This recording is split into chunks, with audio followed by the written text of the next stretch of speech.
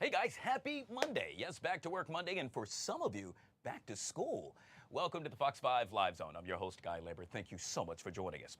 All right, guys, we got a power pack day. Coming up in just a minute, all eyes on the White House, where any minute now, President Trump will meet with Ukrainian President Zelensky. The topic of discussion, ending the war in Russia. Hey, let's talk football. In this case, all things Commanders. Yes, the Commanders going to take on the Bengals tonight. Goes down at Northwest Stadium. Jaden Daniels hitting the field. We're going to talk about that. And did you hear, when it comes to scrolling on your phone, you are not going to believe the staggering amount of time most Americans do just that.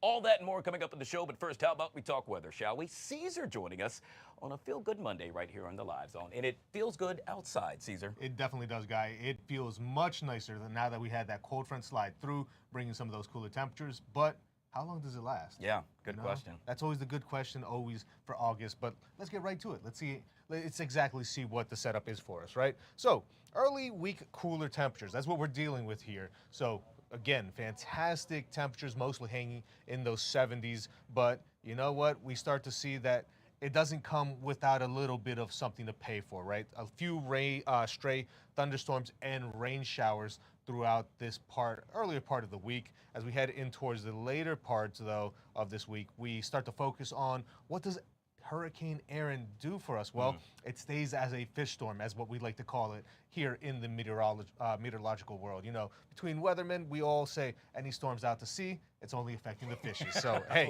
you know what? We'll take advantage of that.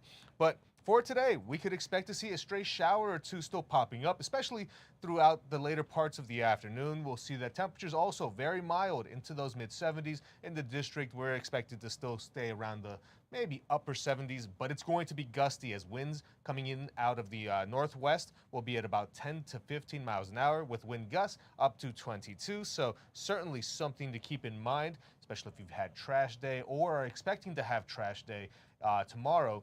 You will want to grab in your trash cans because, again, you don't want to chase them down the block. We are looking at lows for tonight. Most of us still going to hang comfortably in those mid-60s to upper 60s here closer into the district and a little further east like Annapolis and even parts of southern Maryland in Leonardtown in the 70s. So not terrible as we continue to see this nice little stretch of temperatures hanging in the 70s and then low 80s going in towards Wednesday and Thursday. But Wednesday is going to be a day that we have to, at least towards the second half, watch out for, as well as Thursday. That's where we start to see winds picking up because of what Hurricane Aaron does, right? It continues to move on in towards parts of, in between the Outer Banks and Bermuda is really the probably closest it gets to us. But you'll notice that the wind field will be much stronger and wider as it continues to expand as it goes northward in towards parts of the North Atlantic. You'll see that the wind gusts start to pick on up for us as we head in towards early Thursday morning. By about 5:30, we can see wind gusts up to about 16 miles an hour here in the district, 31 in Ocean City. And then that just continues to be the main case. Wind gusts around the district around 22 miles an hour, could even see 40 miles an hour wind gusts over in parts of Ocean City, the east, just really the coastal area. So again, very strong waves. We could also see rip currents becoming dangerous, and this continues well in towards parts of Friday for us. So again, going to want to be careful, especially if you're heading out to Ocean City, Rehoboth Beach, Bethany Beach, Dewey, all of those areas. You could see rip currents still continuing in towards the weekend. So again, just be safe out there. But looking at the 7-day forecast, we are expected to deal with those mid to low 80s at least until about Wednesday, 70s, of course, over the next 48 hours. And then as we head in towards Friday, we start to dry on out as Hurricane Aaron leaves us with much drier conditions going in towards Saturday and Sunday.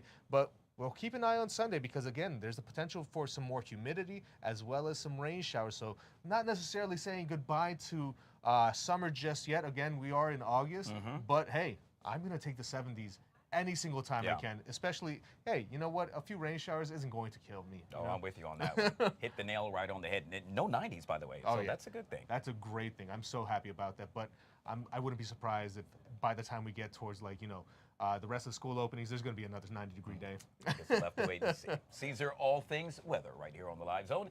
Guys, if you haven't already done so yet, make sure you download the Fox Local app. That way you can take that nice forecast with you any and everywhere you go. Well, it's now 5 minutes past the top of the hour, and this afternoon, Ukraine's future could hinge on a meeting at the White House as President Zelensky brings an extraordinary group of European leaders to show President Trump a unified front against Russia.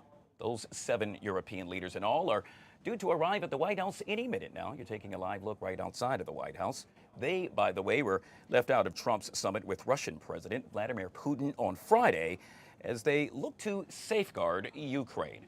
Joining us now to discuss this and so much more is Admiral Mike Hewitt. I should make mention that Admiral Hewitt, well, he understands the critical link between stability, defense, and rebuilding after conflict. Sir, good to see you and welcome to the show. Thanks for having me. You and I were just chit-chatting off air, and as you stated, boy, is it a big day. The president, in essence, tweeting that as well, or posting that to his Truth Social.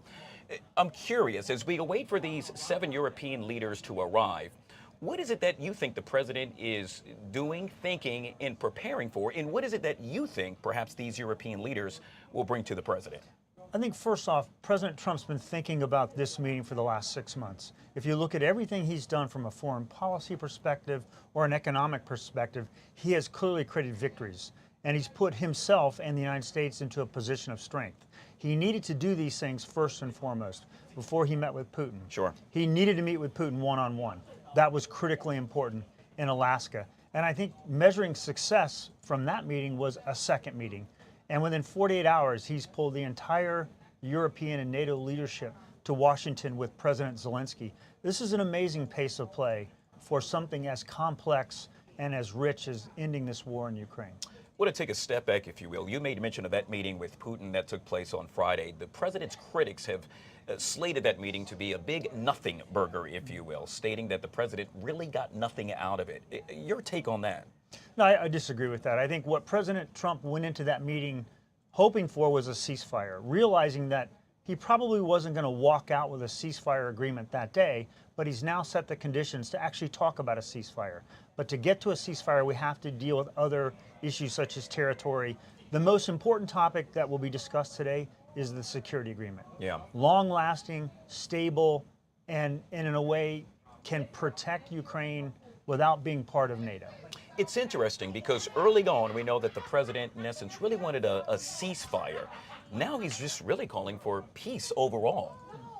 A ceasefire is a necessary step to get to peace, but you can't get to the ceasefire until you get the conditions for the topics that need to be discussed. Territory, sanctions, the future of whether Ukraine joins NATO or not. And what I've heard the president say in the last 2 days is there will be some trade, territory for peace. Yeah. And he has also said that he doesn't think NATO should be on the table. This is really a security guarantee between the European allies and Ukraine with America's backing, not an inclusion of Ukraine into NATO, which was a red line for Putin. Yet again, we are still awaiting the 7 European leaders to arrive at the White House. Shortly thereafter, at about 1 o'clock or so, depending on how quickly these 7 European leaders arrive, we know that Ukrainian President Zelensky is due to arrive at the White House. Now, Admiral, we all saw what unfolded last time when the president happened to be sitting in the Oval Office. Fireworks, to say the least. I do not suspect that will occur today. I don't either. That first meeting, I'll forget that first meeting. That was, President Zelensky was really ill prepared to go into the Oval Office that day and work with this new president. He was used to working with different leaders up until this point. I believe now Zelensky quite understands that he's dealing with a leader that wants peace, which is in line with what Zelensky wants. He will be much more prepared for that meeting. I also think that the U.S. side will be much more prepared to have a productive conversation, which leads then into the meeting with the European leaders. Sure. I mean, it's a fascinating set of things that are going to occur here over the next 2 hours. One of the things that you made sure that we addressed prior to signing on air is that, Guy, you said to me, we should talk about what does peace look like and why does it matter to so many Americans. Obviously, Ukraine sits on completely the other side of the planet, and so for so many folks, they're stating, hey, why is it a big deal for me? I will tell you, history has taught us that in the past, you can win the war by winning the peace. And from an American perspective, we have great examples of that with Japan, Korea, and even Germany at the end of World War II, where we understood that the long-term strategic deterrence against communism or against terrorism required us to have our allies on our side. Ukraine is a democracy. It's a values-based country. It's a country that's rich with minerals and resources and talent. And I believe in many ways they reflect the values of the United States. So we need them as a long-term economic ally as much as getting these security guarantees done. And with that said, obviously that needs to be the topic of discussion. The question is, will that happen to the point where the president will be satisfied and Ukrainian President Zelensky satisfied as well? It'll be interesting to see because the president has a lot of tools in his toolbox, one of them being sanctions and tariffs. And if he's not comfortable that Russia is capitulating enough with the Europeans and with Ukraine, then I believe he will exercise economic sanctions on those that are supporting Russia right now, including India and China. This is a very complex conversation, one that he needs to prepare the American people to understand we may need to take economic action against Russia, and in some ways it may impact even American economics in the near term. As you heard me make mention time and time again, all eyes are yet again on the White House as we await 7 European leaders to arrive.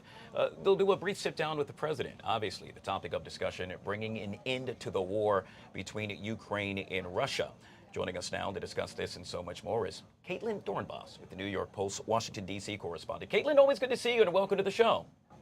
Thank you very much. Great to be back. All right, we're joined also by Admiral Hewitt, obviously an expert with regard to all things surrounding this region. Caitlin, you spent some time actually in Ukraine, and obviously a time during war, if you will, and there are so many people on the edge of their seats right now awaiting to see what will unfold. I'm curious, in your mind, what needs to happen today in order for this meeting to be a success? Open ears on all sides needs to be the case. I think that going in, Kyiv is concerned that they will appear unreasonable after they have been for months since the very beginning of the Trump administration, the ones willing to do a ceasefire. Now ceasefires are out of the conversation, according to President Trump. Putin doesn't want one of those. And I think there's a real concern that the President Trump has possibly been convinced of some of these Russian extremist demands as they go into this meeting with European officials. However, the Ukrainians that I've spoken to have so much hope in President Trump and really believe that he is the one who can end this war. And so there is still hope going into this meeting, but it's going to take a lot of listening on both sides. It's going to take President Trump opening his ears to why the Ukrainians refuse to give up the gains that Russia hasn't even made in territories in the eastern of Ukraine. And it's going to take the Ukrainians also being open and willing to listen to President Trump in his suggestions for how to win the war. Admiral, you heard what Caitlin said with regard to listen. And we all know in the past perhaps that can be somewhat challenging for all parties involved. Would you agree with her with regard to that needs to happen on both sides? Completely agree. As a matter of fact, I think we need to understand there's not a winner and a loser in this conversation. This isn't a traditional conflict where the white flag will be raised and there'll be a victor and a vanquished.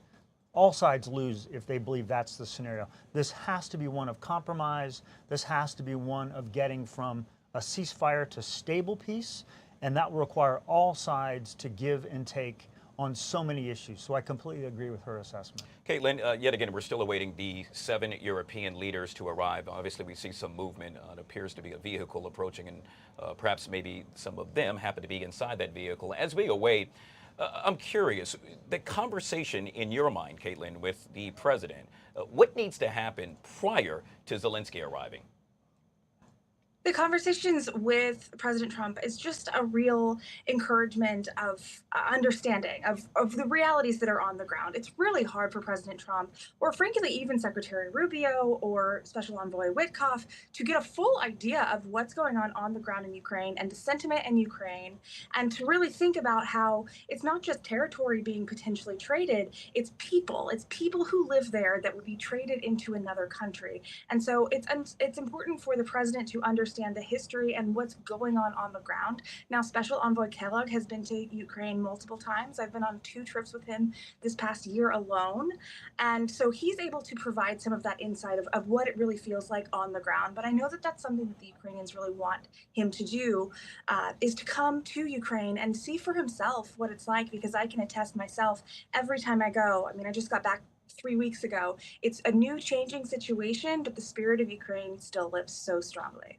Admiral Hewitt, it's no secret. If you look at the current military tactics that the Russians are using, many would argue that, in essence, it would behoove them to end the war.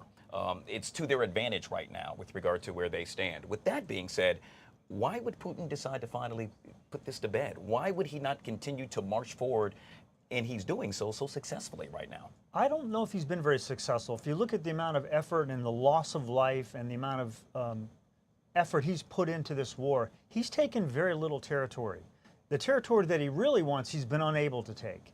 And that's primarily been because of the Ukrainians, their innovativeness. They are not going to lose their country.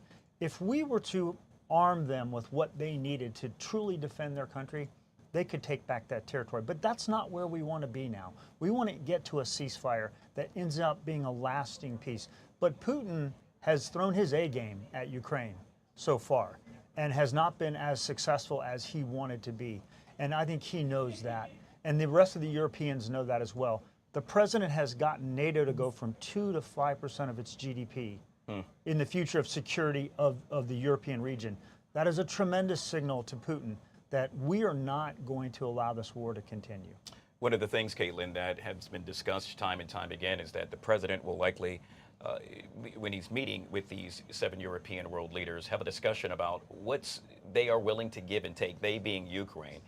It's to my understanding, Crimea is now up for grabs, if you will, and they will have to walk away from that, along with not being aligned with NATO, something that we all know that Zelensky, quite honestly, wanted to happen. Your take on that? Yeah, it's really important to think about it feels like minutia, but there's something that Ukraine and the Ukrainian constitution can't do, which is automatically say, okay, Crimea is Russian territory. They can say that it's temporarily occupied, which they actually already acknowledge. That goes back to 2014, but the Constitution prohibits them without going through the legal process of actually saying, okay, yes, Crimea is Russia. That's similar to, I try to explain, it's like, I think there's frustration in the White House over that, but it would be the same thing as if, say, Russia wanted to take over all of Alaska. They just wanted to grab Alaska. That couldn't be President Trump's decision alone. President Trump would still have to go through the legislative process of figuring out how to convince lawmakers to give up a sovereign piece of American territory that they have claimed for years. So it's really important to understand that. I do think that the Ukrainians are willing to talk about some temporary occupation statuses within the region that they're fighting, but they're not going to give it up entirely. I mean, it would be outrageous, I think, for anyone to demand that the United States give up an entire state. Yeah. Whether or not there's fighting or not. I mean, it's really important that all sides really understand that even little tiny details like that are incredibly important. As we continue to watch the European leaders arrive, we see many of them waving to the cameras as they exit the vehicles. Obviously, a lot of pomp and circumstance, but this is so much more than that. There's a reason why all of them, and as we have all stated, are arriving the way they are, and it's really to show a unified front, is it not? It's very much to show a unified front, and I believe what President Trump has put together, the first phone calls he made after Alaska were to the NATO leaders and the European leaders after he called President Zelensky. He understands this isn't a U.S. broker deal with Putin. This is a European deal with the Americans, brokered between Zelensky and Putin. Ultimately, it has to be their deal, backed by the U.S., backed by the Europeans. I think Caitlin's point is incredibly important with respect to history. There's a difference between occupying another country's sovereign territory and then annexing that territory in some permanent land trade.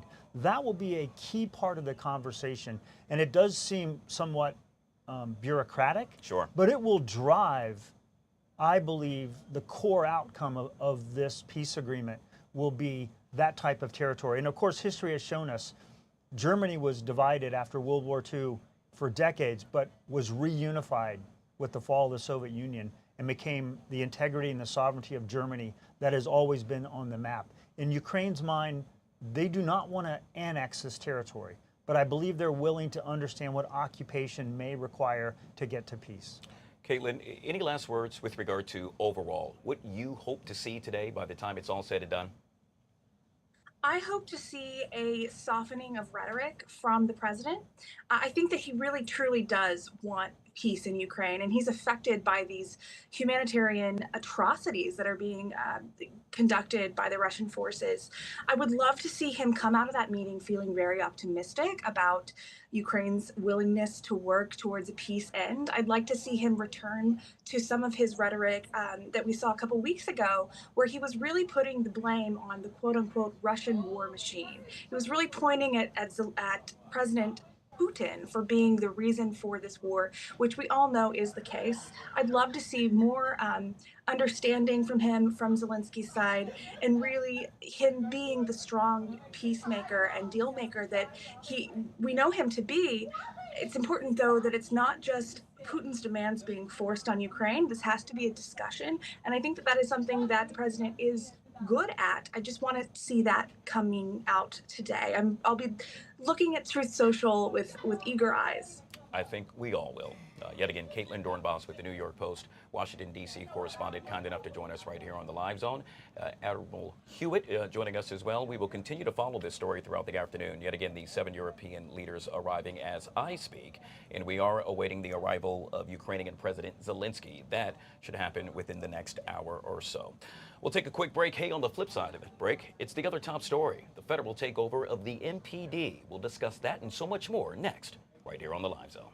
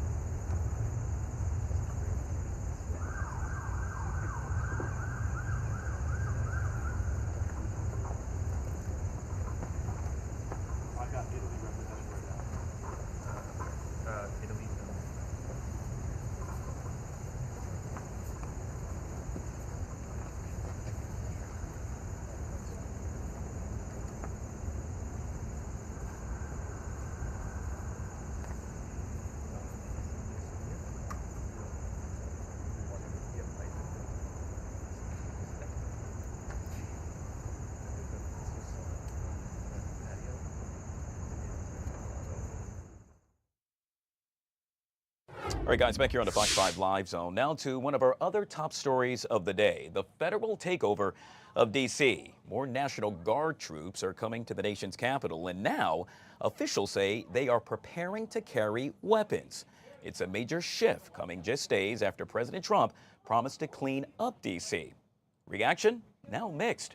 Joining us to discuss this and so much more is Tom Donahue. He is an ANC commissioner and yet again kind enough to join us right here on the Live Zone. Tom, appreciate you being patient. Welcome to the show. Good morning. So, Tom, obviously you are a 10-year resident of the Fair Lawn community in Southeast D.C. You have been a staple, if you will, within that community for quite some time. For so many folks, this was not only a big shock, but a big change to one's everyday behavior. I'm curious, your take so far with regard to the federal takeover of MPD. Yeah, so I think reality hit me when we saw 6, 7 deep Secret Service agents walking down our street at 1 o'clock in the morning, shining lights into cars, sort of, in my impression, like looking for trouble. That was the reality that this was happening. Today, we don't see any Humvees going down Minnesota Avenue, but we have seen an increase of presence of federal agents and local MPD agents hitting our streets. Tom, you sent me a video with regard to what appears to be officers doing a search of some sort. Can you explain exactly what we're taking a look at? Yeah, so what's happening is I come across, this is about a block from where I live. It's right in front of Boone Elementary on Minnesota Avenue. We were driving down Minnesota Avenue and kind of got involved. All these officers went by us, and they were chasing someone that got caught up in some traffic, basically. And they pulled him out, and as you can see, they actually removed a gun off of our streets, and there's the gun there. And so this is, and as you'll see, there's different agencies there, ATF, FBI, MPD. This was also the crime suppression or violent crime suppression group that are hitting the streets. So these are the types of good things that need to be happening, especially on that 2200 block of Minnesota Avenue. Just the day before, there was a shooting. Somebody was shot in the leg. And again, I want to stress that this is directly across the street from an elementary school that where schools set to start in less than a week. Yeah, yet again, a lot of cause for concern for not just all residents, but to your point, parents as well. Tom, we also know that 400 soldiers from West Virginia will now be sent to the nation's capital, alongside 200 from South Carolina, another 150 from the state of Ohio. Not only that, but we also know that these soldiers, unlike the ones in the past, will now be armed.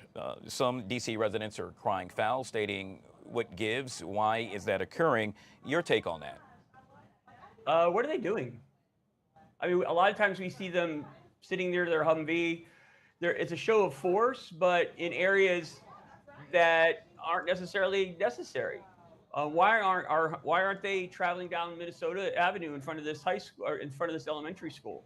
Why aren't we seeing the forces where they really need to be? If we want them to be a deterrent, then they should be out on the streets in the areas that we need them to be, to make sure that things like our kids going to school are going to be safe. That's my concern. And with them being armed, look, our military, and I am a very I'm a military family. My father served 42 years in the U.S. Army. Our Army is not intended to be a force against its own people. And so whether it's the Army or the National Guard, we have a plentiful resource right here with our own MPD. And although sometimes I feel like our resources aren't necessarily put where they need to be, this additional show of force and bringing people in, taking these people away from their families, taking these people away from their jobs on a daily basis in order to come and protect or just show up. I mean, you go to Union Station and what are they doing? They're just standing there. They're sitting there. What kind of crime are we looking at Union Station? Where are the levels of crime that are being committed? They should be where they need to be, like right on Minnesota Avenue in front of Boone Elementary, where we can prevent drug selling and prostitution and prevent it from our kids being, seeing that type of stuff. We're 1 week away from school starting. That's where the forces should be. So MPD, anybody listening out there, bring them on over to Minnesota Avenue, 2100 or 2200 block of Minnesota Avenue. We want them here. Tom, obviously, this is of deep concern for you. I can tell that with regard to the topic at hand, this is something that you really want addressed immediately. We also know that President Trump has, in essence, called for the removal of a number of homeless from the nation's capital. Many have expressed concern surrounding that, not only stating that they are concerned for the homeless, but concerned where they will be placed. Do you have any comments with regard to that? Sure. First of all, these are our neighbors. These are people that are in our neighborhoods that need the assistance that many resources here in DC offer. Do we normally go around plucking our neighbors off the street and sending them off to a different location? We have resources here in DC. We have people that are ready to accept. We have shelters that are they're ready to accept. You know, he also threatened to fine them or send them to jail. What is that going to do? We really need to face the true issues about homelessness and those who are unhoused. But most importantly, we need to remember that they're human beings and that they are our neighbors and that we should care about them and care what happened to them. So removing them from federal property or from, you know, encampments in this area, true, we need to make sure that our community is also clean and healthy. And when it gets to a point that there's a lot of trash or it makes it an unhealthy environment, then we need to address it. But in general, we need to address it, the homeless problem as if they were our neighbors, our friends, our family, because that's exactly what they are. Let's keep it in mind that these are human beings and they need to be taken care of as well. Tom will end with this, and that is obviously you had some choice words for the MPD and those that are conducting this exercise, if you will. I'm curious, any words for the constituents to which the area to which you serve? Yeah, to my constituents, we're going to clear it off. We're going to clean up the 2200 block of Minnesota. We're going to make sure, I've been saying this, and I know my constituents know I've been saying this, we're going to make sure that when our kids come back to school, that block is going to be clear for our kids to go through and not have to see the things that they're seeing. It's going to take us a little while, but I know that Commissioner Davis and I will be walking down Minnesota Avenue this Thursday, Friday, and Monday, 3 o'clock, taking back that block. We, the people, will take that block back. I assure you that. And it'll be safe for our kids when they go back to school on Monday. Yet again, Mr. Tom Donahue, ANC Commissioner, joining us right here on the Live Zone. Sir, I truly appreciate your time. Thank you very much. All right, guys, we'll take a quick break. This is the Live Zone. Ready doors, ready top, ready open.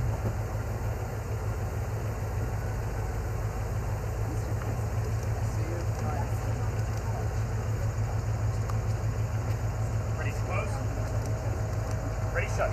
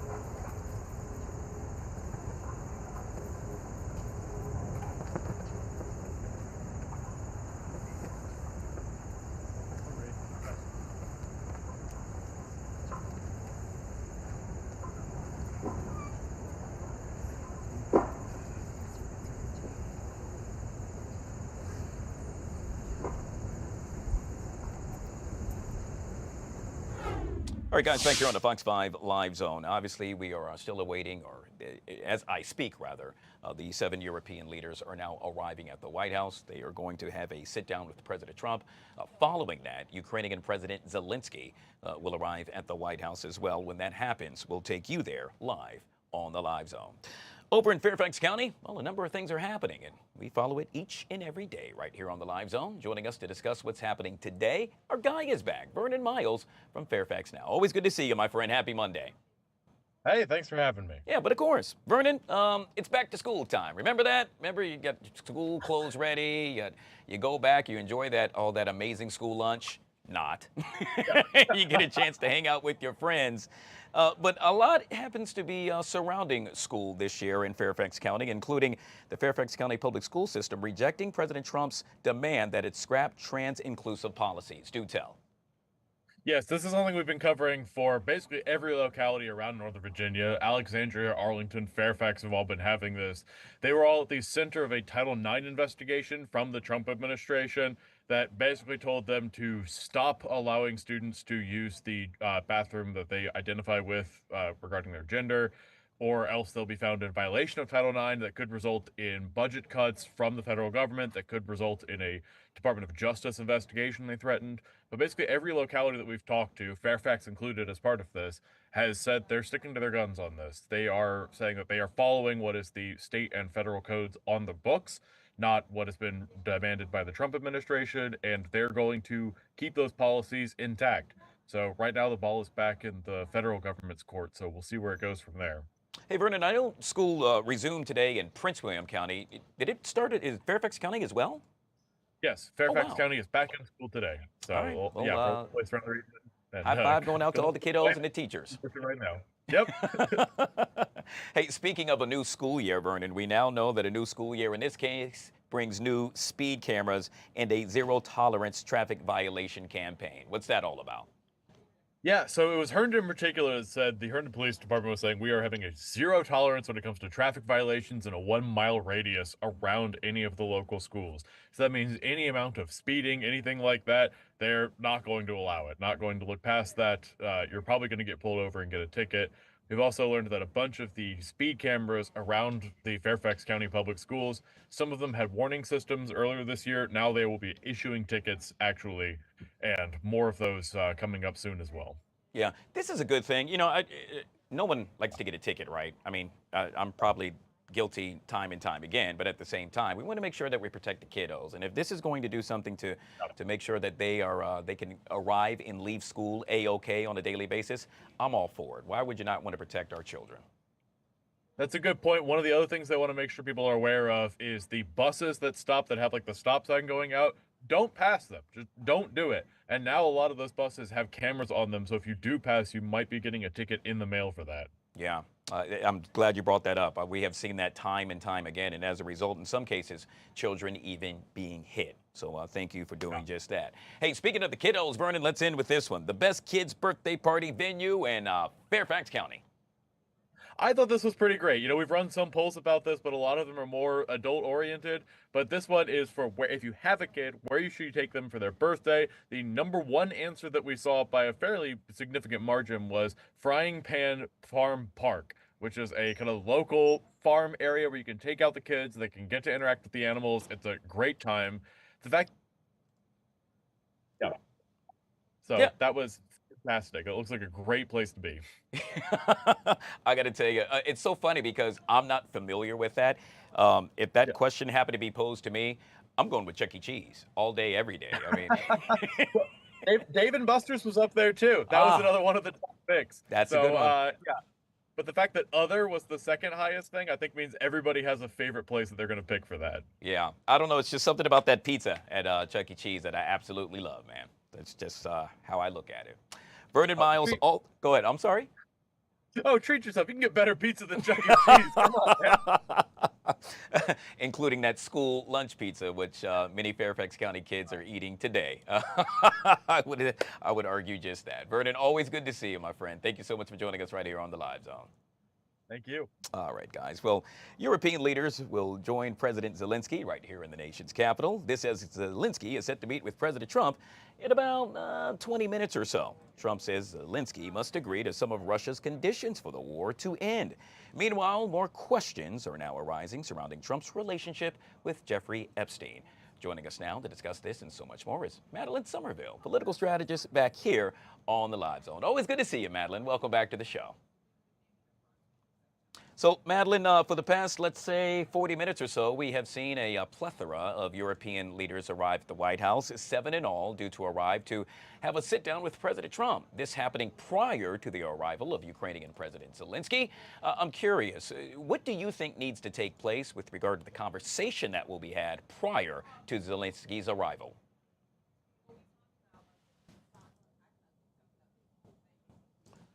when they're talking about the negotiations that are happening between Russia, the US, and Ukraine. So one of the major issues here is Western influence overall, right? So the reason why Putin invaded Ukraine in the first place was because he didn't want Ukraine to become part of NATO. He didn't want them to have that Western liberal influence.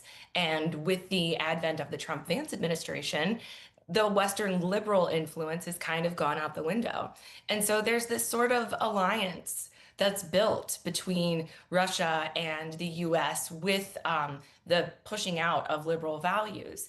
And so I think that there's going to be some discussion about really I know it sounds crazy, but kind of the world order, right? How things are going to go, because Russia, as we all know, Russia and the US are competing for top dog along with China. And so I think the negotiations are going to be much broader than people realize, and talking about how Ukraine fits into that new world order that Trump is trying to create.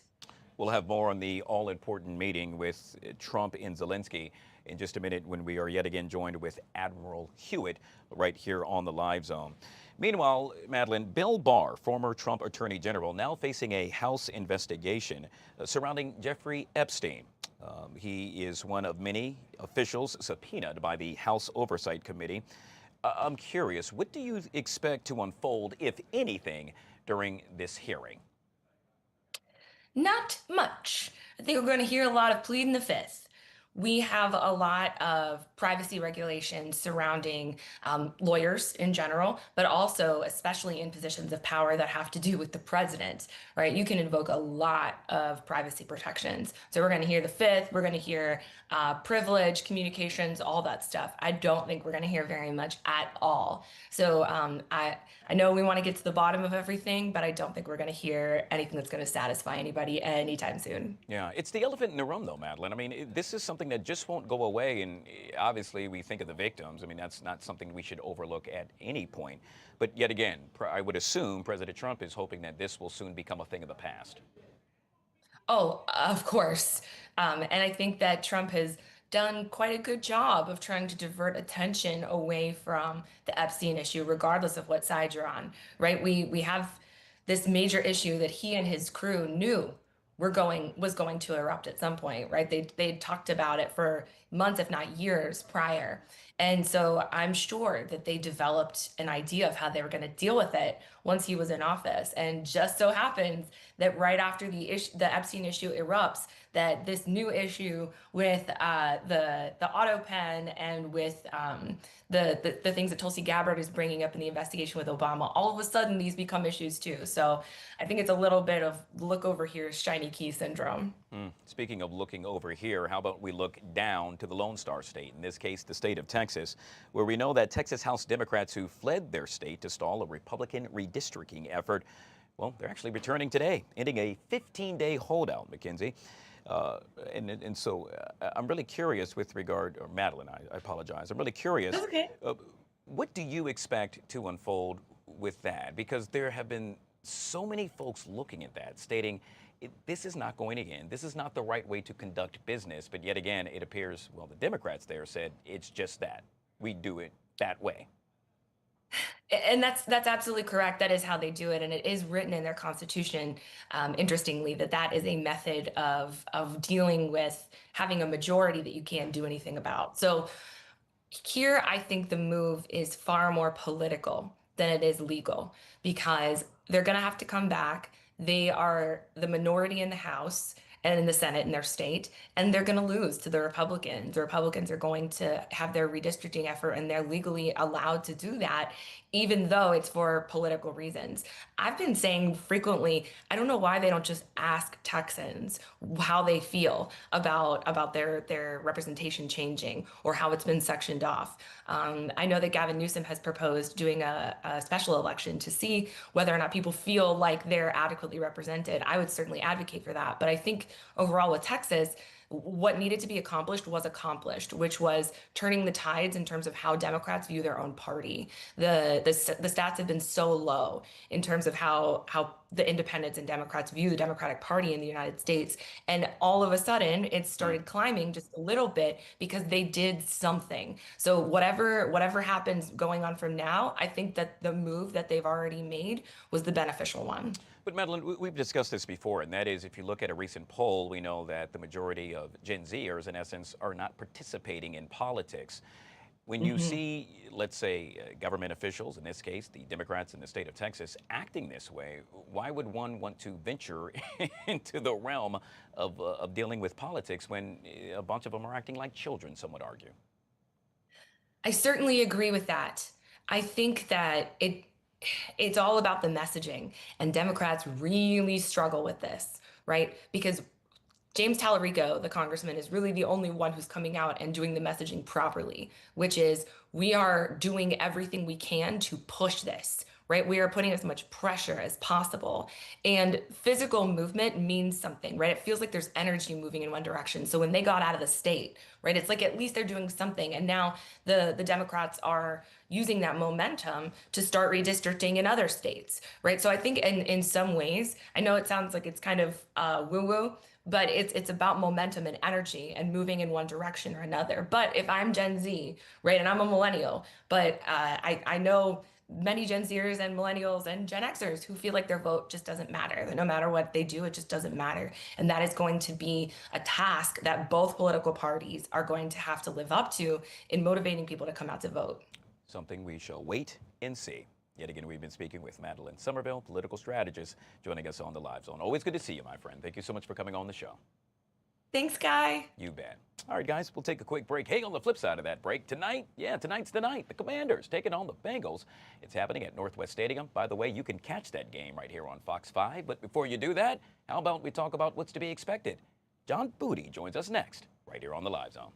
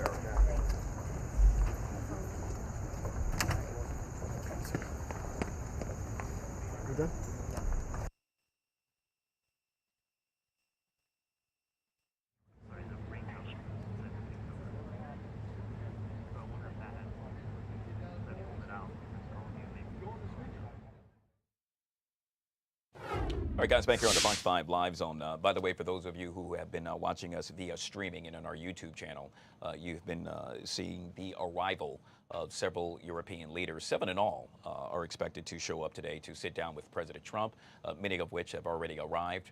Ukrainian President Zelensky is due to arrive shortly after 1 p.m. We'll have more on that with Admiral Hewitt at 1 o'clock right here on the Live Zone. In the meantime, let's talk a little football, shall we? In this case, the Commanders, they're going to hit the gridiron tonight. They're going to take on the Bengals, goes down at Northwest Stadium. And guess who's going to be playing tonight? The quarterback, Jaden Daniels, well, at least that's what the word is, he'll take a snap or two during the game.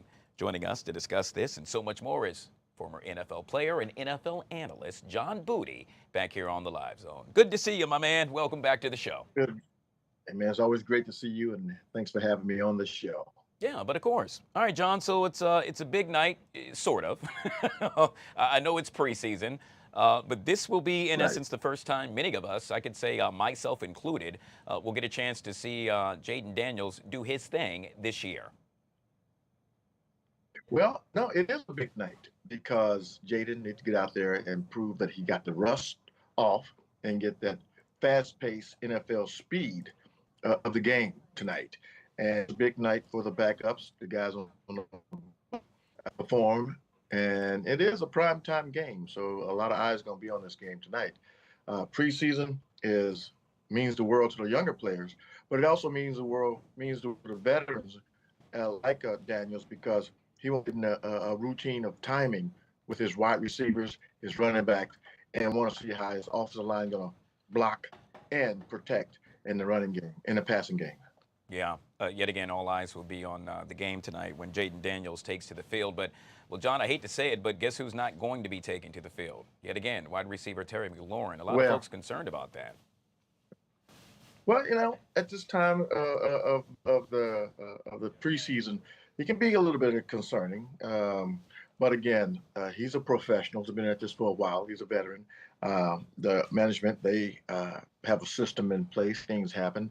So the goal for him, when this does happen, he's coming in shape, going to be on the field in shape, hit the ground running, and hopefully, and I think that's going to happen because he's a leader. His teammates will accept him. They're just going to say, "Hey, boy, we've been," say it like that. "Hey, man, we've been waiting on you. You know, we ready to make this thing happen." So fans can be concerned. It should be, and because it's a chess match, and so we want the best for both parties.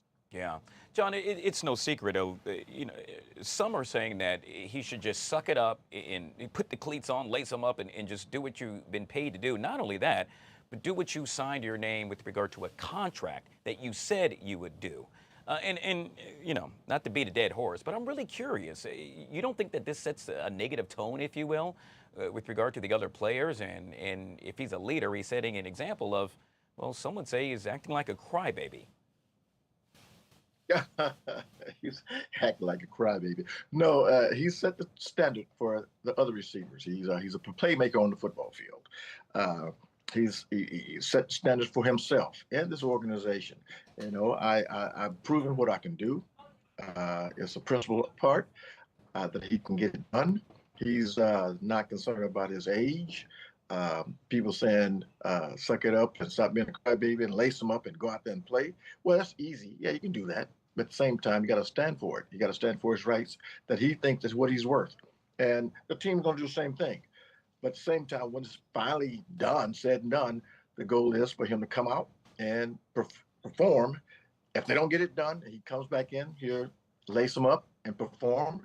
And then we'll see about it next year. But hopefully that both sides will come to the table and make things happen for the best interest of himself and the team. Yeah, well, quite honestly, I'd rather see the Cowboys crying after we put a whooping on them versus me saying, making mention of Terry Crews being a crybaby. Hey, John, obviously. There it is. We want to see them cry. Obviously, to a lot of the players that are trying to make the team, this is yet again one of the biggest games. We know that the coaches there have to downsize that roster. Can you speak to that? Because for years, I mean, you knew you were on the team, but there's that guy that was always next to you that perhaps he didn't know, and he was doing any and everything he could in order to make sure that his name happened to be one of the last names on the team.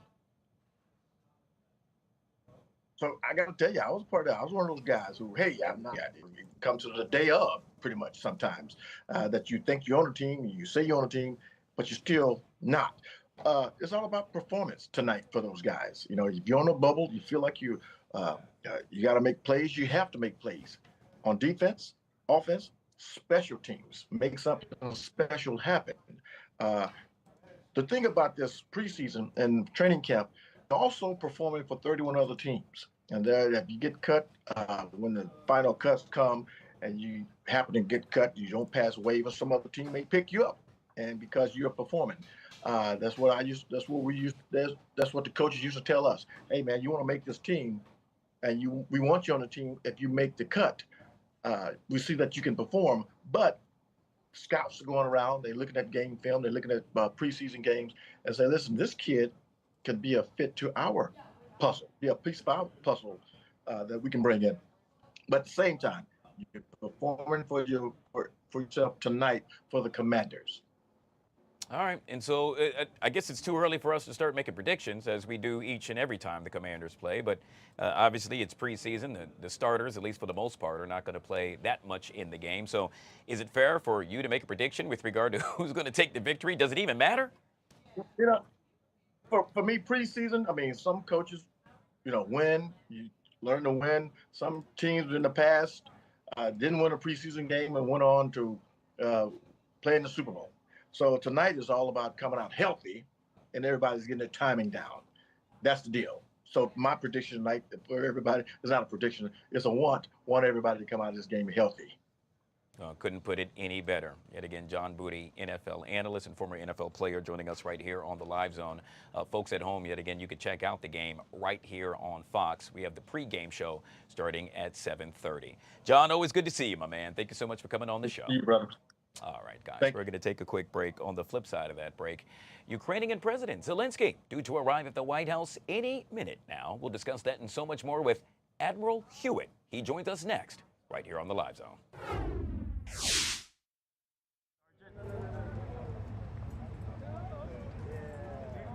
Hey, Sergeant, this is the pool camera. He's right in your shot. He said he'd work with you.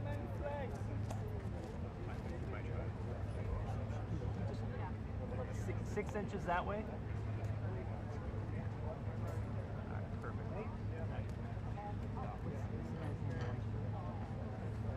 6 inches one way or 10 feet the other way. Hey, Doug. Doug, can you get him to just scoot back 6 inches? The guy right next to you.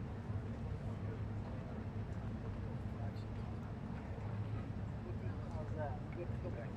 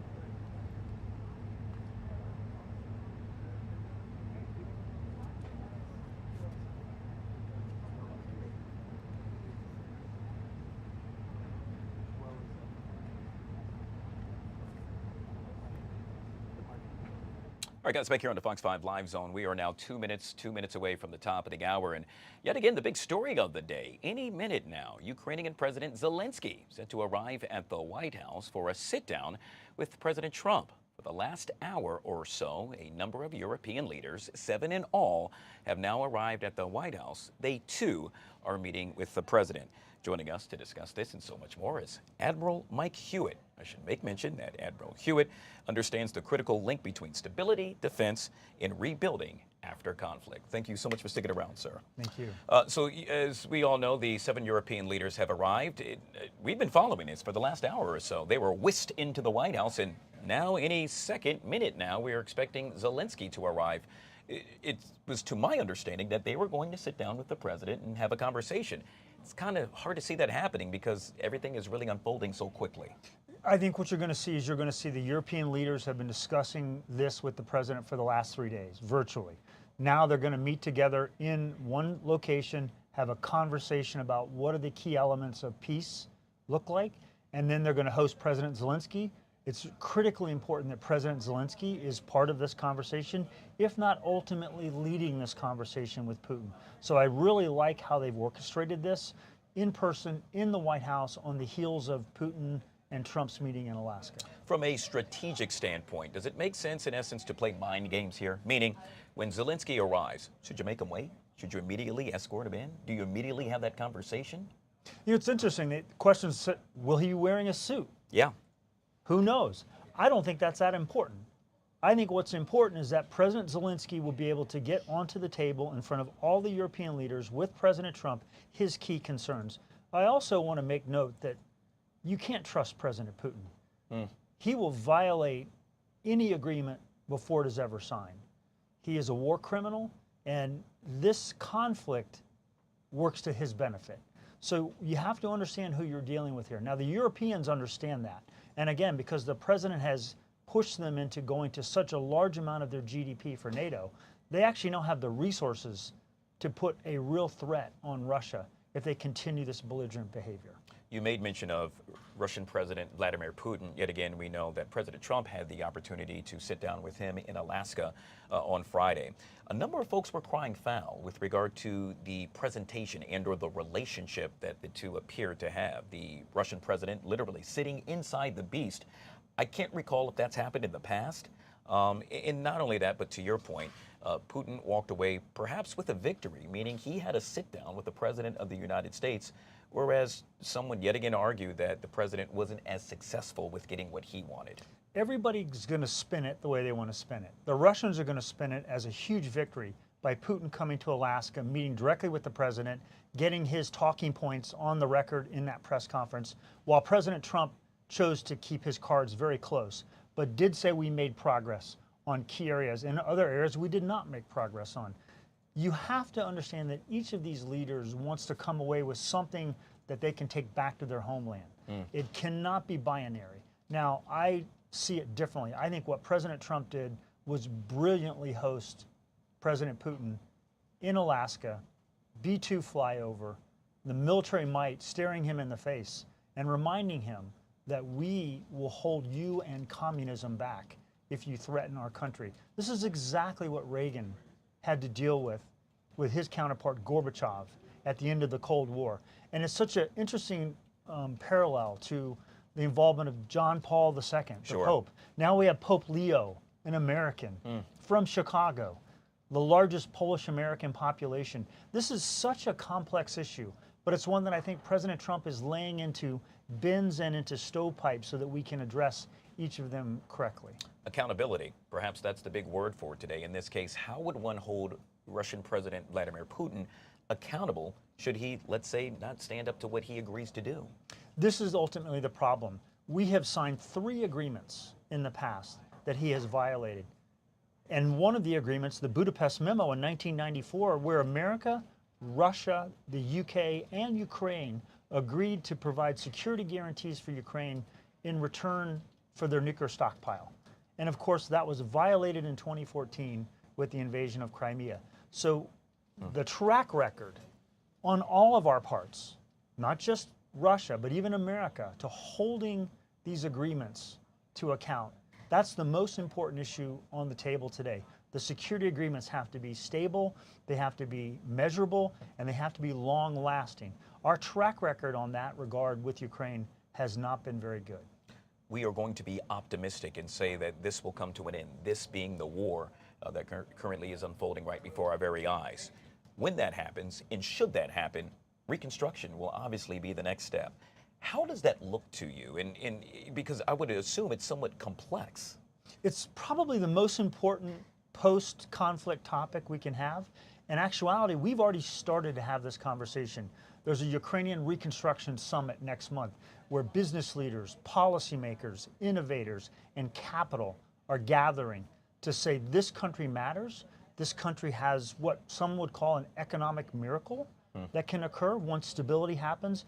They're a fledgling democracy that was moving in the right direction, and we need to help them get there. This is very much the analogy to South Korea and Japan, who became our most important Asian allies after conflict. I believe Ukraine can become the most important Eastern European ally to America. And we will do it not with taxpayer money, we will do it with the innovation, the rigor, and the discipline of the private sector. Critical minerals, AI, unmanned systems, everything that is on the table in the 21st century for warfare is being developed in Ukraine. We want that to be the property of the United States of America with our private sector. So I'm very excited about the prospects of reconstruction and ensuring that the United States of America is leading that effort on behalf of our industry.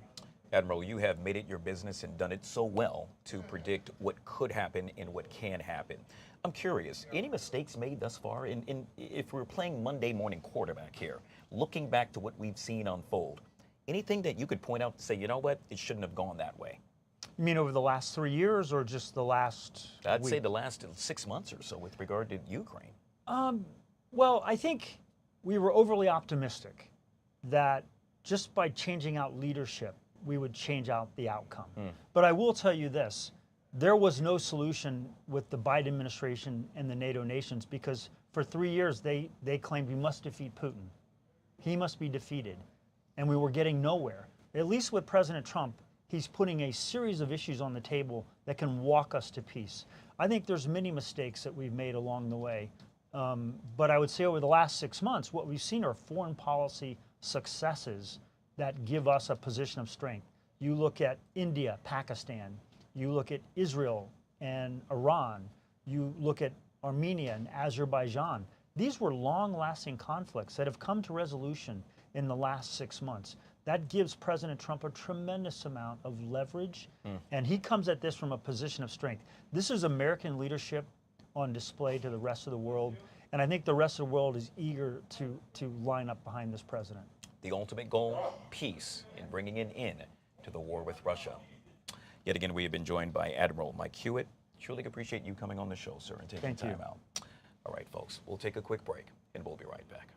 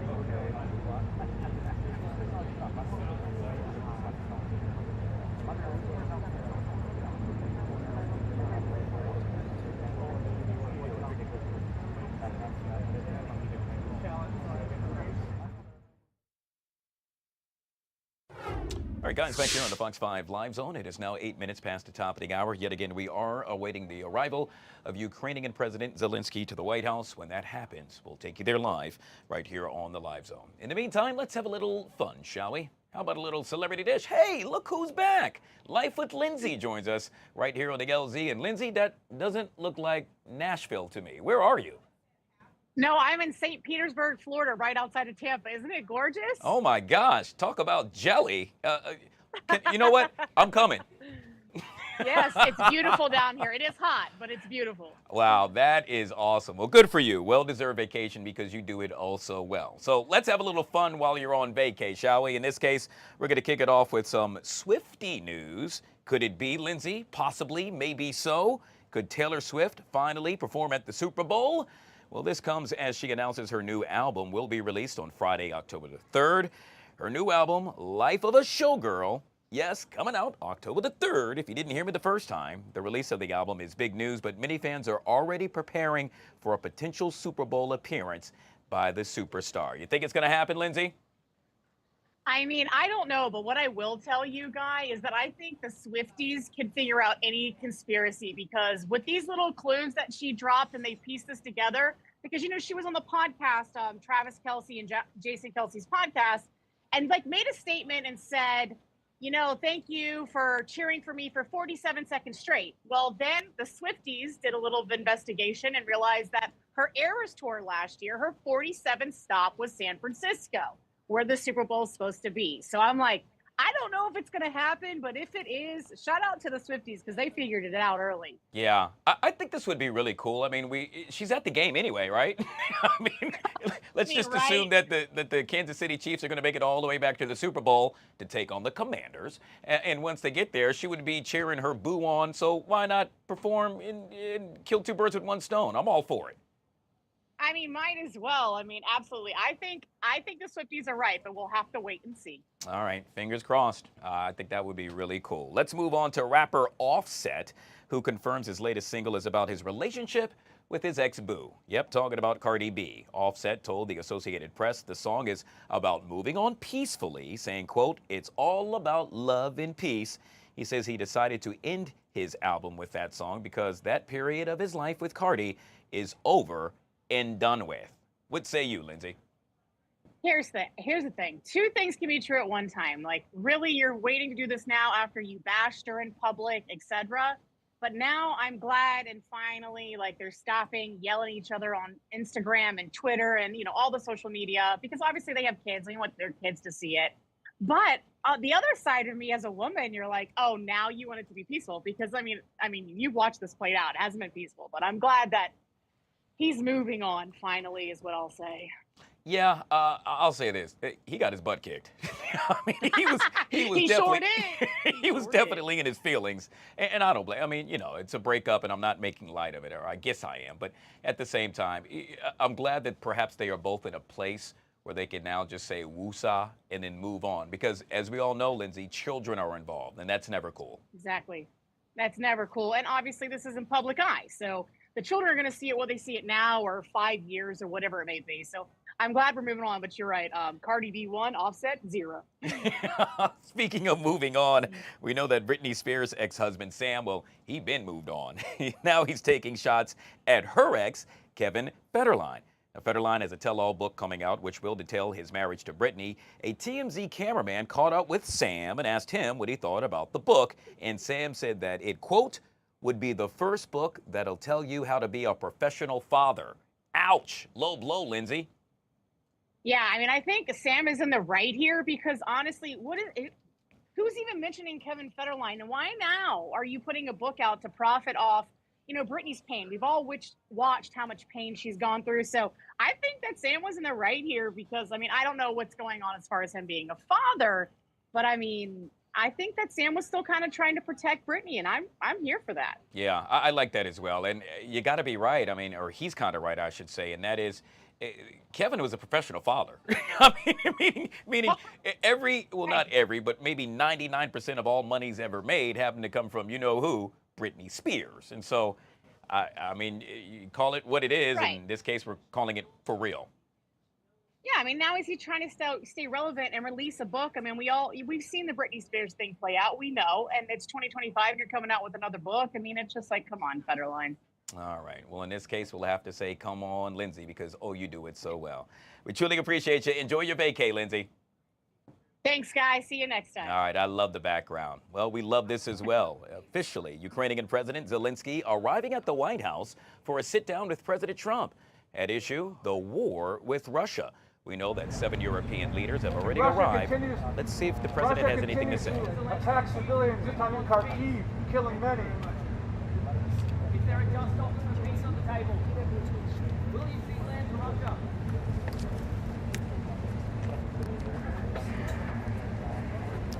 All right, short and sweet. The president yet again greeting Ukrainian President Zelensky. The president had something brief to say as reporters asked a number of questions. The two men then went inside for yet again a sit-down as they hope to bring peace between Ukraine and Russia.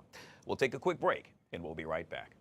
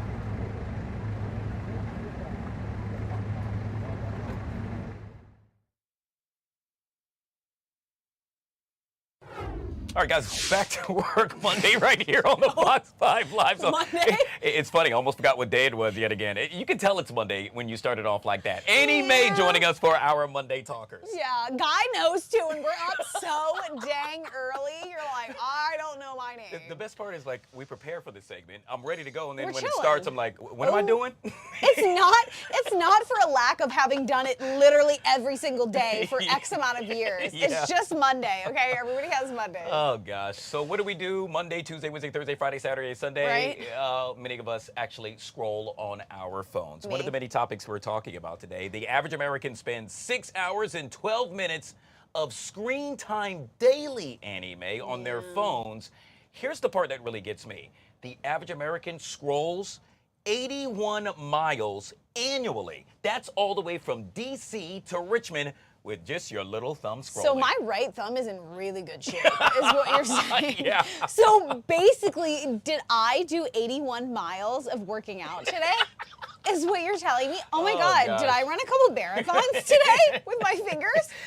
Isn't that crazy? Okay, that's crazy that you do that much scrolling, but when I think about it, every single app you do scrolling. Yeah. On Safari, on your phone, on your messages, on Instagram, on Twitter, on TikTok, every single thing, every social media platform, obviously you're scrolling, but you're scrolling on messages too. You're typing, scrolling, oh, gotta go look at that. Ooh, email, I gotta scroll. And Yeah. look.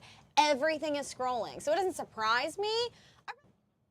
All right, anyway, I got to cut you off right there because we're going to take you now to the Oval Office where President Trump now sitting down with Ukrainian President Zelensky. He is flanked by Vice President J.D. Vance. The two addressing the media, I should say. Obviously, the topic of discussion will surround bringing peace between Ukraine and Russia. Let's take a look in. Between us.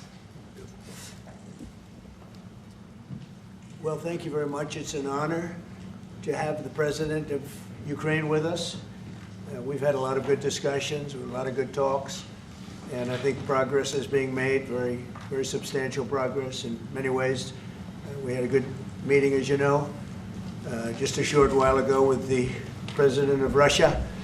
And I think there's a possibility that something could come out of it. And today's meeting is very important. We have, I guess, the seven very powerful leaders from Europe. And we're going to be meeting with them right after this meeting. And thank you very much for being here. Thank you so much, Mr. President. If I can, first of all, thank you for invitation and thank you very much for your efforts, personal efforts to stop killings and stop this war. Thank you. And using this opportunity, many thanks to your wife, First Lady of the United States. She sent a letter to Putin about our children, abducted children, and my wife, First Lady of Ukraine. She gave the letter. It's not to you, to your wife. Oh, I want it. Yeah. So we are saying this sensitive topic, yeah.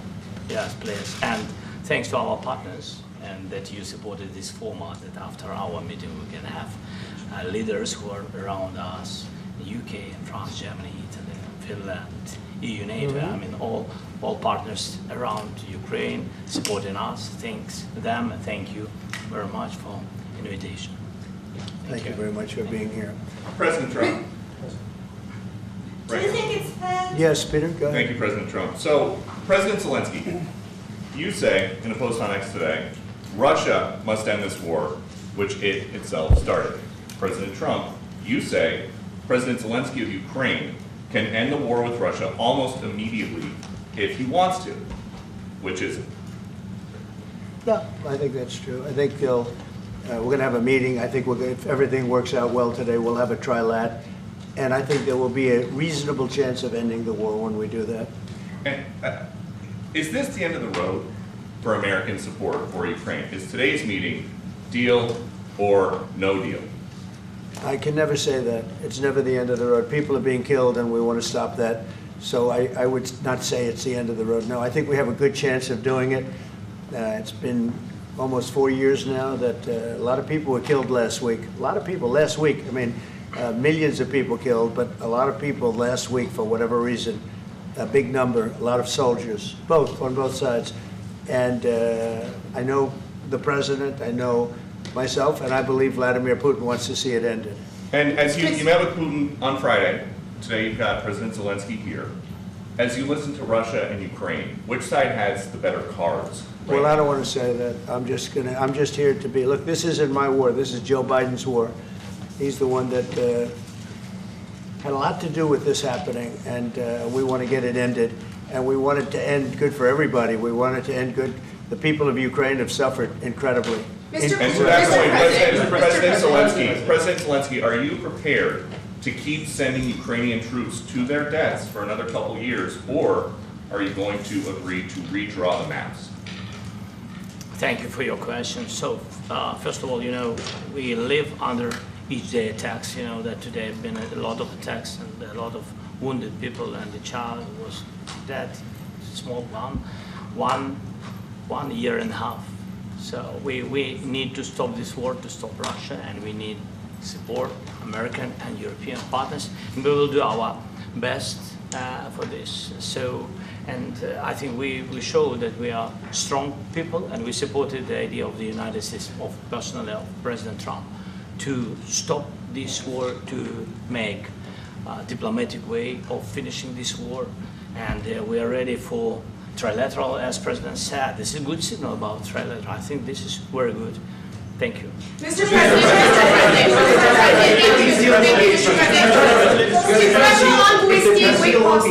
yes, if the peace deal will be achieved, are you going to be willing to send American peacekeepers to Ukraine? Well, we're going to work with Ukraine. We're going to work with everybody, and we're going to make sure that if there's peace, the peace is going to stay long term. This is very long term. We're not talking about a 2-year peace and then we end up in this mess again. We're going to make sure that everything's good. We'll work with Russia. We're going to work with Ukraine, and we're going to make sure it works. And I think if we can get to peace, it's going to work. I have no doubt about it. Your team has talked about security guarantees. Could that involve U.S. troops? Would you roll that out in the future? We'll let you know that maybe later today. We're meeting with 7 great leaders of great countries also. and we'll be talking about that. They'll all be involved, but there'll be a lot of help. When it comes to security, there's going to be a lot of help. It's going to be good. They are first line of defense because they're there. They're Europe. But we're going to help them out also. We'll be involved. Mr. President, Vladimir Putin mentioned that the war will not end without addressing the root causes of this war. Have you had an understanding what are the root causes of this war? Well, look, the war is going to end. When it ends, I can't tell you, but the war is going to end, and this gentleman wants it to end, and Vladimir Putin wants it to end. I think the whole world is tired of it, and we're going to get it ended. It was, I've done 6 wars. I've ended 6 wars, and I thought this maybe would be the easiest one, and it's not the easiest one. It's a tough one. A lot of reasons for it, and they'll be talking about it for a long time, but they'll be talking about the others. Look, India, Pakistan, we're talking about big places. When you look at, you just take a look at some of these wars. You go to Africa and take a look at that. Rwanda and the Congo, Republic of the Congo. That's been going on for 31 years. And so we've done a total of 6, and we really have 6, not including the fact that we obliterated, and it turned out to be a total obliteration, the nuclear, as you said, the future nuclear capability of Iran. And this one, I think we're going to get solved also. I feel confident we're going to get it solved. Thank you, Mr. President. Can you tell us about your conversations with European leaders and what they need to see to support an end to the war? Yeah, well, we're going to be meeting with a great representative group and 7 very powerful, very big countries and great people, all friends of mine and friends of yours. And we're going to have some suggestions made. They want to see peace. They would like to see peace. President Trump, you said last night that... In the red. President Trump, do you think it's fair to, for Ukraine and for Russia to achieve a lasting and durable peace if Ukraine cedes its territories that Russia hasn't yet conquered? Do you think it's a fair peace for Ukraine?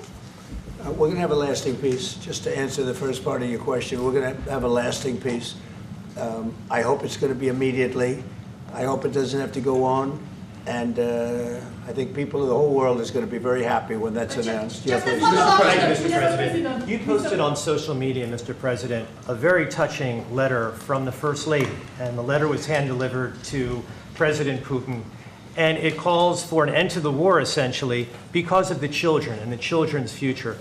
Why did the First Lady feel that letter was necessary? Was it because she believes that Mr. Putin is the aggressor in the war? Is a similar letter being hand-delivered to President Zelensky? So the First Lady felt very strongly. She's watched the same thing that you watch and that I watch. I see things that you don't get to see, and it's horrible. But when she's got a great love of children, she has a wonderful son that she loves, probably more than anybody, including me. I hate to say it, but she loves her son. She loves children, and she hates to see something like this happening. And that goes for other wars too. I mean, she sees the heartbreak, the parents, the funerals that you see on television. Always funerals. We want to see something other than funerals. No, she felt. It was a beautiful letter. It was very well received by him. And she did ask me to say, she would love to see this end. She would love to see it end. And she says it very openly, very proudly, and with great sorrow because so many people have been killed. Mr. President, last week, Brian, go ahead, Brian. Yes, sir. I've got a question for each of you. Yes. First of all, Mr. President Zelensky, you look fabulous in that suit. I said the same thing. Yeah, you look good. I said the same thing. Yeah, looks good on I you. said to the one that attacked you last time. Yeah. See, now he's I remember that. Yeah, I apologize to you. You look wonderful. No, my first question for you, President Zelensky. In the same suit. You see, I changed, you are not. Maybe yours is much better. Real quickly, upon peace, God willing we get peace, are you open to holding an election in your country? Yes, of course. We are open for election, yes. We have to do safety circumstances and a little bit We need to work in the parliament, because during the war you can't have elections, but we can do security. We need, maybe, how to say, we need a truth, yes, everywhere, in the battlefield, in the sky, in the sea, yeah, to make possible for people to do democratic, open, legal elections. So you say we're ready. during the war you can't have elections.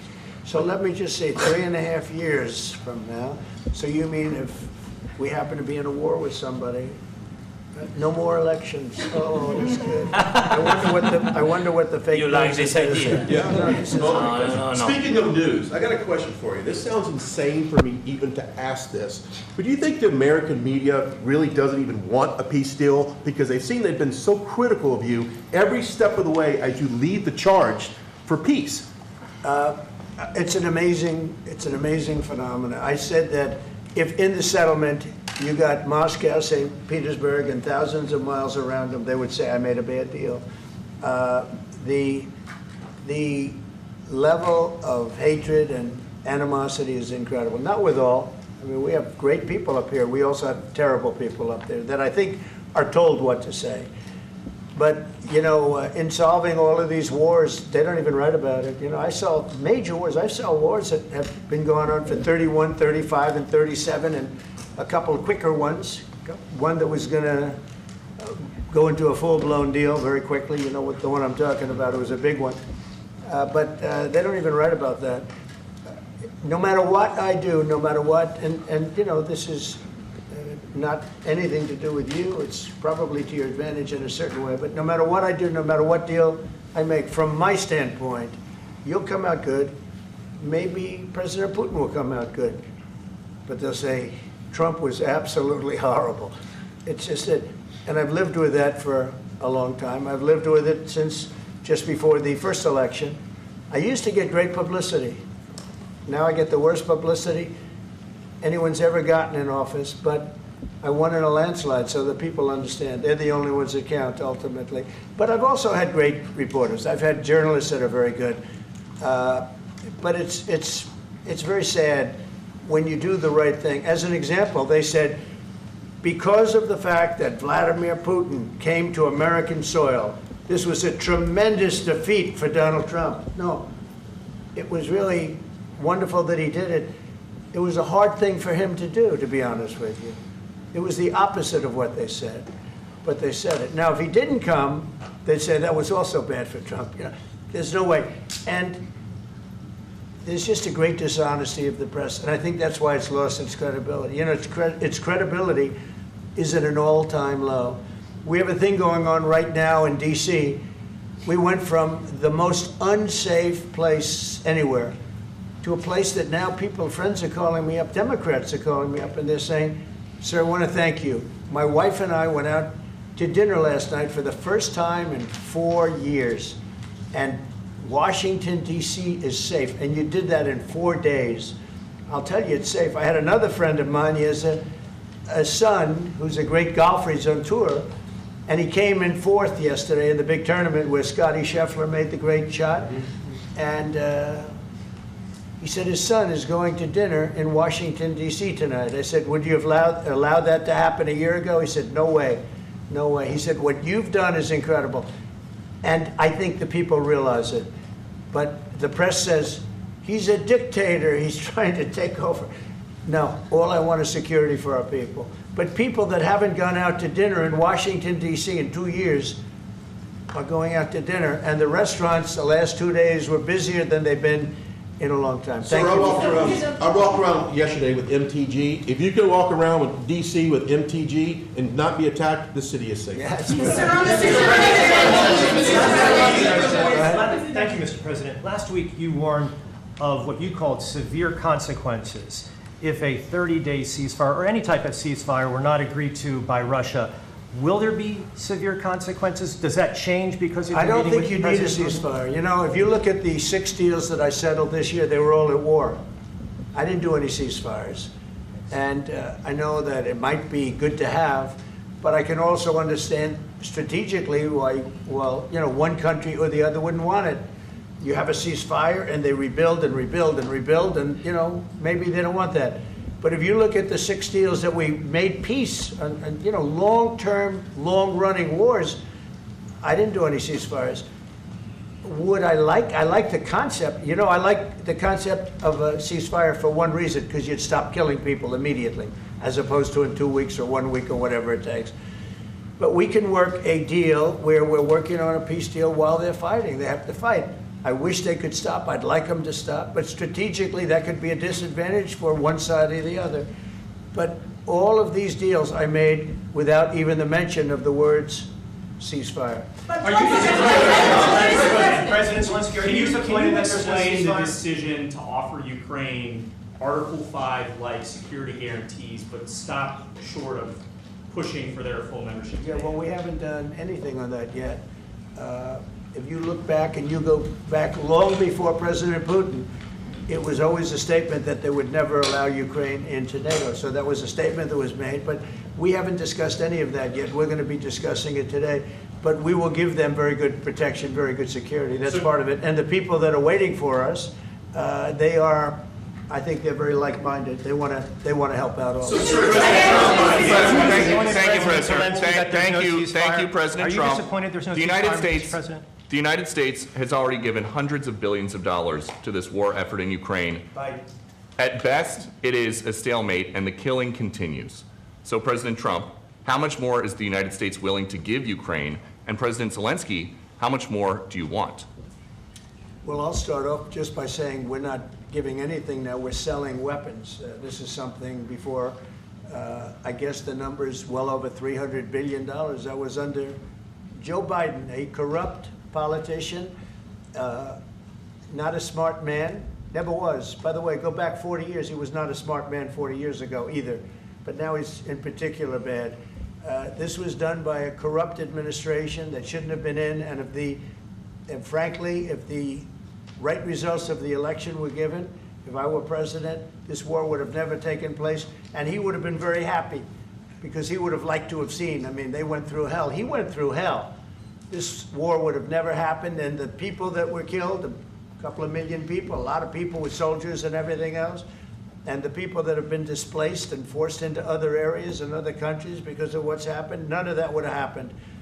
And I'm just saying that he was a horrible president, whether it was the borders or this, he was just a horrible, corrupt president. Mr. President, you want to answer? I can. Thank you so much. So first of all, we have possibility now to buy weapon from the United States. We are thankful for this program and this opportunity. We are thankful for Europe. They pay for this, and through NATO program for example, Pearl and etc. We have some programs where we can have some money to finance this, and this is a part. I think it's not a part for the war and to defend us. It also will be a part for security guarantees, to strengthen our army, to rearm Ukrainian army. This is very, very important.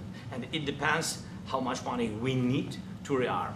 For example, the question of air defense, we spoke about it with President Trump, and I'm happy that we have now bilateral decisions and we work on it with production, American production. Nobody in Europe has so many air defense like Patriots, for example. We need it very much, and this is also about defending. I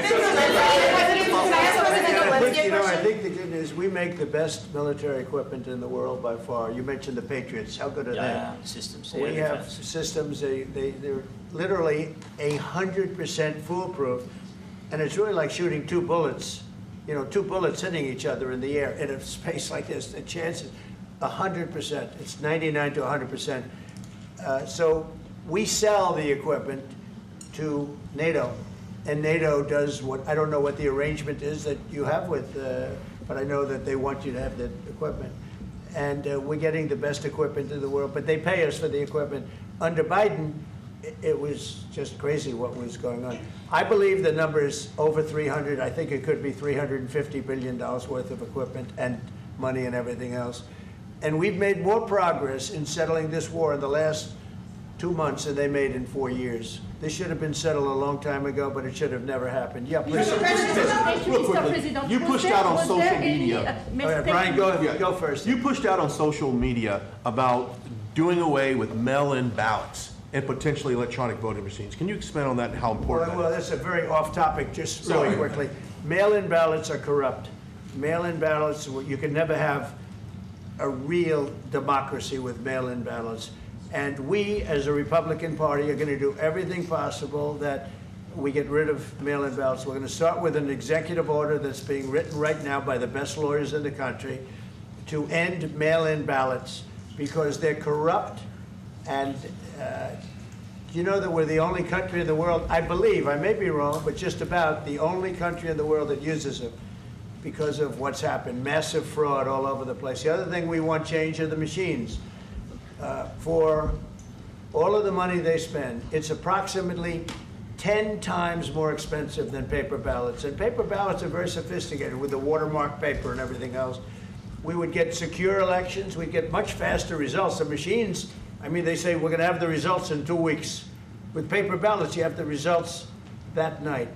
Most people, but most people, many countries use paper ballots. It's the most secure form. So between paper ballots, very, very important, paper ballots, and I think maybe even more important, the mail-in voting. We're going to end mail-in voting.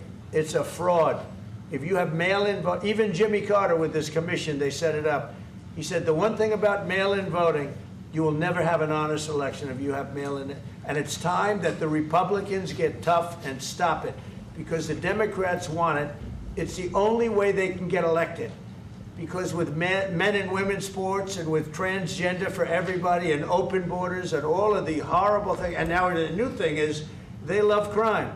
They're fighting me on the fact that I've made Washington, D.C. safe. We're not going to get mugged, beaten up, or killed like all the people you've been watching get so badly hurt. I'm glad, I hate to take your time in this, but I'm glad you asked me that question. Sorry. We're going to stop mail-in ballots because it's corrupt. You know, when you go to a voting booth and you do it the right way and you go to a state that runs it properly, you go in, they even ask me, they asked me for my license plate, for identity. I said, I don't know if I have it. They said, sir, you have to have it. I was very impressed, actually.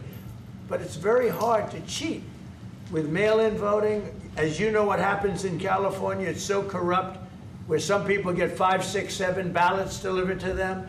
Now, we got to stop mail-in voting, and the Republicans have to lead the charge. The Democrats want it because they have horrible policy. If you have mail-in voting, you're not going to have many Democrats get elected. That's bigger than anything having to do with redistricting, believe me. And the Republicans have to get smart. We're not going to have a country. I said for a long time at rallies, you need borders and you need free and fair elections. Those two things, otherwise you don't have. We have strong borders now. In 90 days, Mr. President, we didn't have 1, 0, 0, and 3 months. Not one person came in illegally into our country. In fact, even I find that hard to believe, but it's run by a little bit of a liberal group that put out the numbers, so I guess it's, but 0, 0, and 0. You go back a year ago, 2 years ago, 3, millions of people poured into our country. It was terrible. Thank you very much. What security guarantees do you need from President Trump to be able to make a deal? Is it American troops, intelligence, equipment? What is it? Everything. And really, it includes two parts. First, strong Ukrainian army. That's what I began to discuss with your colleagues.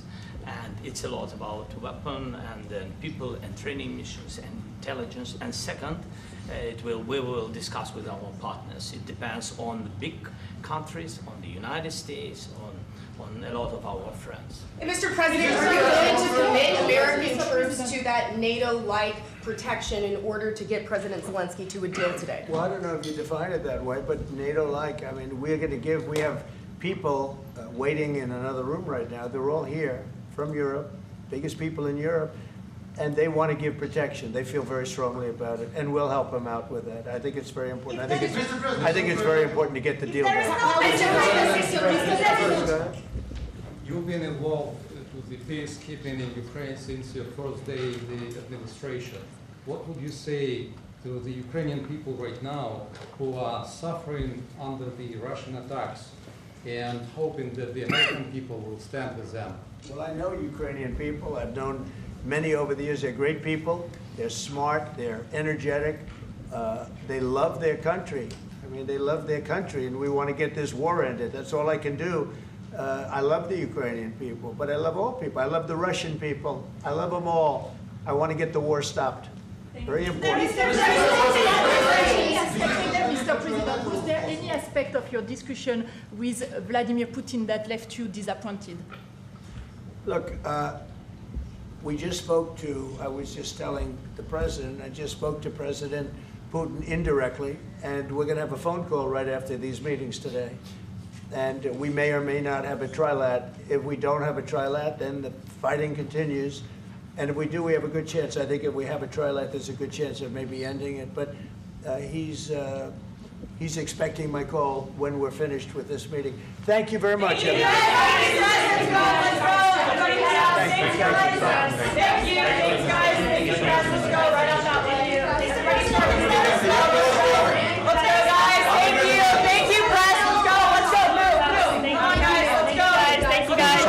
Thank you, press. Thank you. Keep moving. Thank you. All right, guys, there you have it. President Trump sitting down with Ukrainian President Zelensky, the two discussing that they will actually meet momentarily to, well, find a way to bring peace to that region. While speaking to the media, the president made mention that there is never the end of the road with regard to finding peace. He also stated that he believes Putin wants to end the war, and should that happen, President Trump stating that we will have a lasting peace. On a side note, the president also made mention of the federal takeover of Washington, D.C., stating in so many words that it has been a success. We'll take a quick break, and we'll be right back.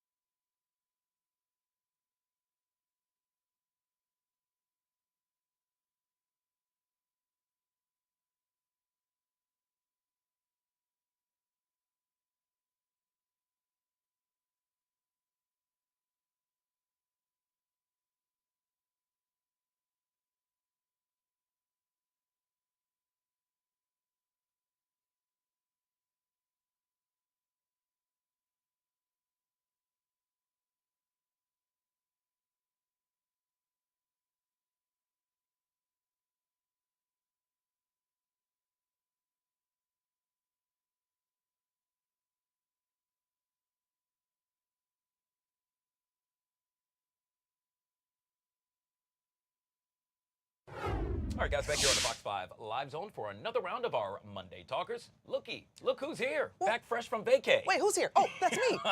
Yes, back from Punta Cana. Joy back here on the Live Zone. So how was it, my friend? It was good. So, you know, I do a trip every year. So this was my second annual Autumn Joy's Live Squad Caribbean Experience. I had about 25 people that came with me to beautiful Punta Cana, and Guy, we had a time. Yeah, That's I all saw I'm the gonna pictures, say. by the way. It was a time. Listen, what happens in Punta Cana stays in Punta Cana, but we had a good time. So shout out to my Live Squad. So much so we're not showing any pictures. No, we're not.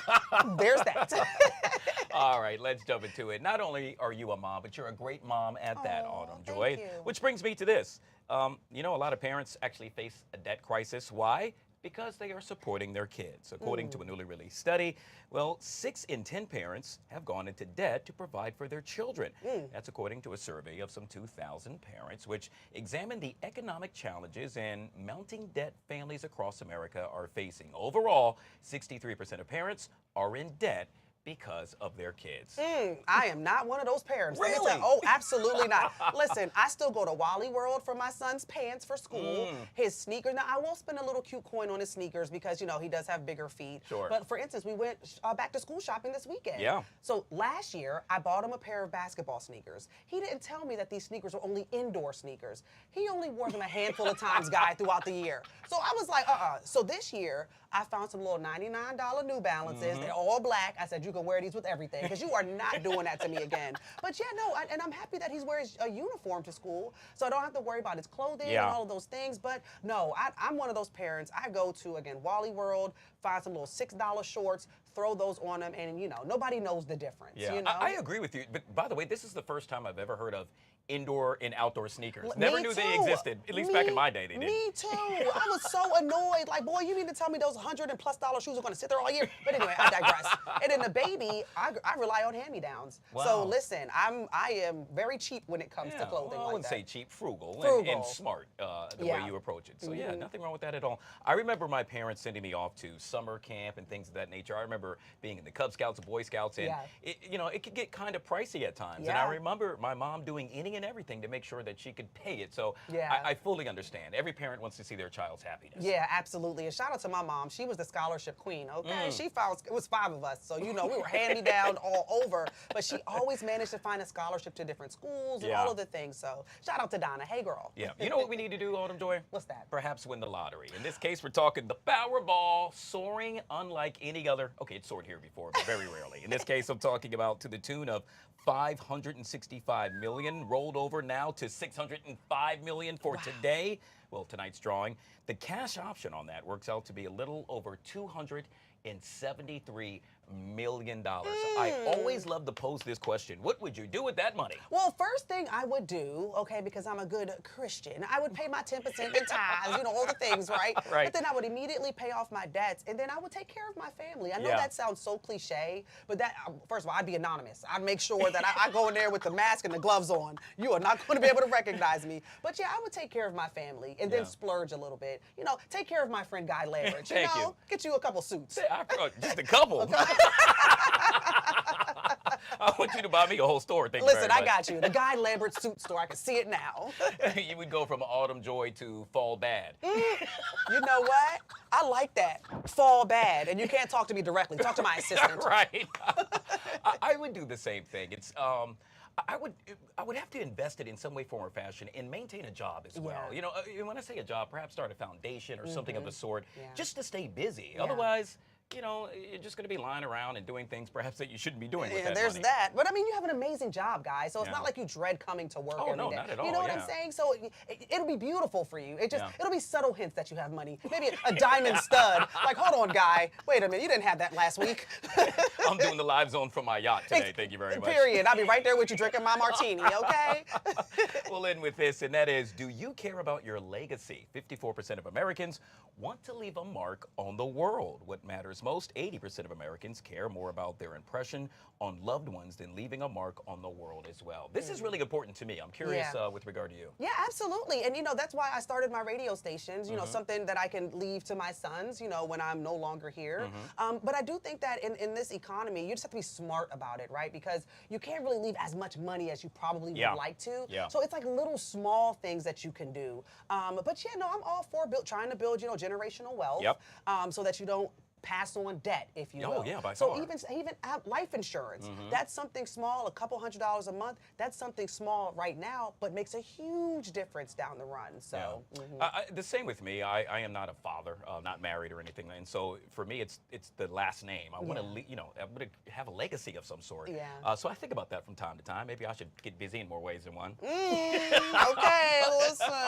But I think so many folks thinking about that as well. I mean, it's obvious. It's in the numbers, and so to see see that, and just to know that you did well and you leave something behind, not only money but perhaps a name as well. Yeah, I mean the Lambert name is going to live on. Are you kidding me?